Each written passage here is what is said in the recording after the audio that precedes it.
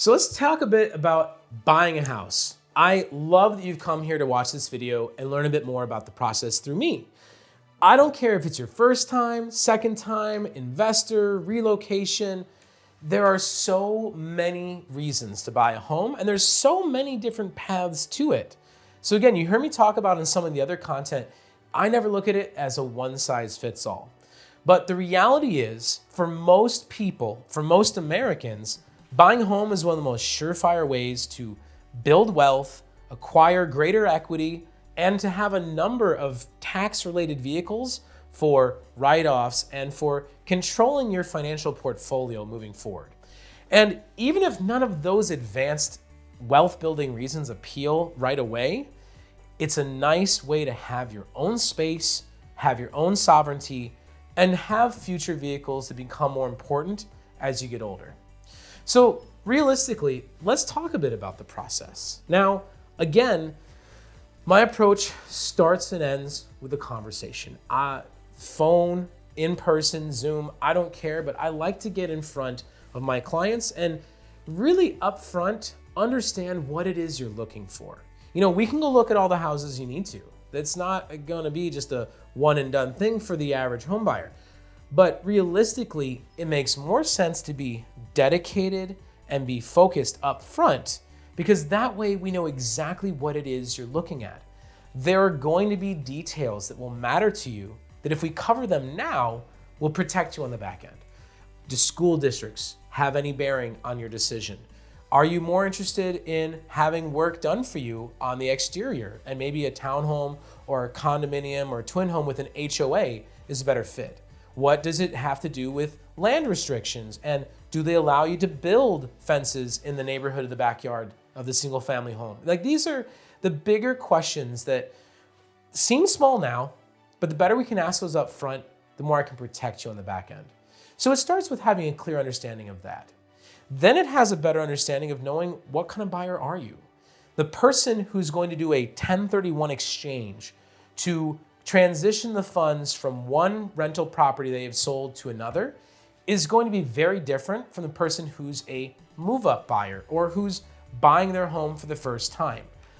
Now, as you've seen, it's 2021 as I'm making this video now.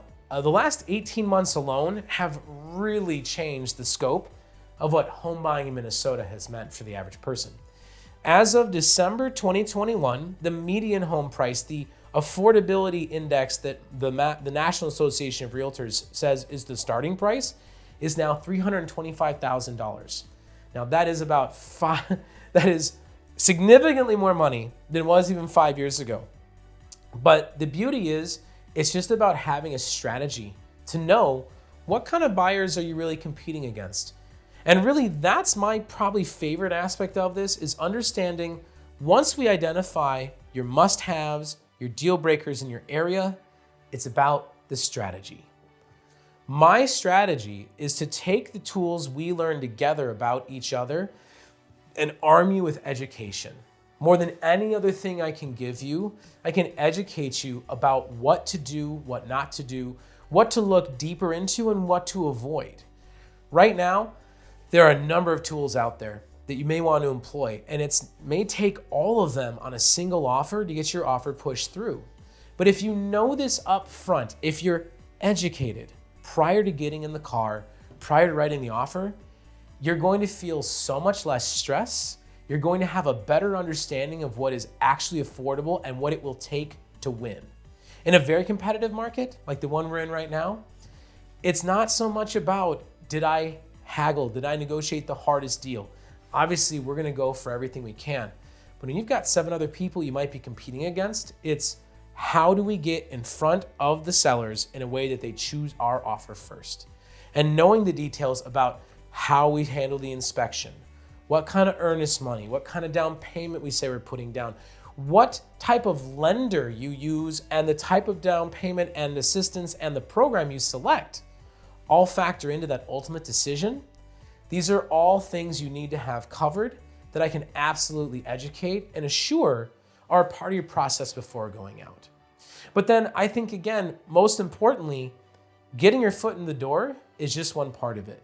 One thing I always provide that I'm always kind of stunned a lot of agents don't do is a comparable market analysis, or the CMA.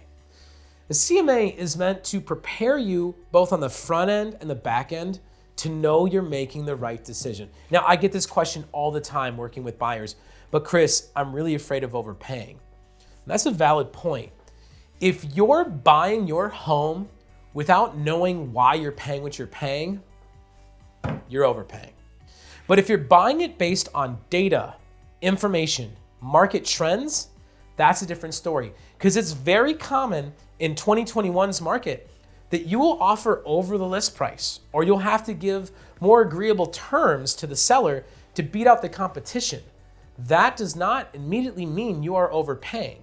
And one of the ways we look to factor this is by taking other homes that are similar. Now, I'm not talking taking a quick search on Zillow and checking out the Zestimate, or going on homes.com or even Realtor. There's a number of sites that try to aggregate and automate what is a professional process. And some of them are within acceptable margins.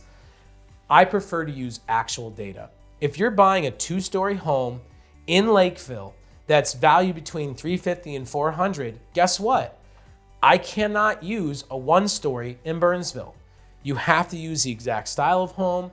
You factor in the age, you factor in the overall foundation size, square footage, and a number of other factors that will eventually lead you to a very clear understanding of hopefully more than 3, but less than 10 actual comparable properties that give you an understanding of the dollar per square foot, the aggregate value, and will let you know upfront where you have to be, but what's also an acceptable margin. Now, some people will just pay whatever because they have to live there, and I get that, but my aim is to always at least have you see, hey, what are the range of values that this probably would go for? And is my offer gonna fall within that? Because I want in a year, 2, 10 years, when it's time for you to sell, not only do I still wanna help you, I wanna be the guy to get that call, but I wanna be able that you can look back when you talk to your friends, your family, your parents, and go, hey, why did we do this? That you remember, there was a reason. There was actual data that said this was the way to go, and this was the right decision for us. And then ultimately, the last part, we party.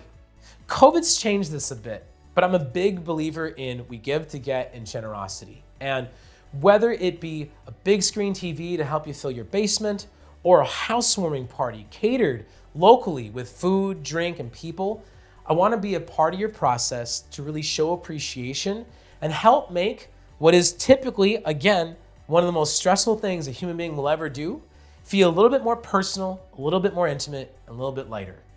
And if overall I can leave you with that feeling throughout this entire process and beyond, then I've done my job.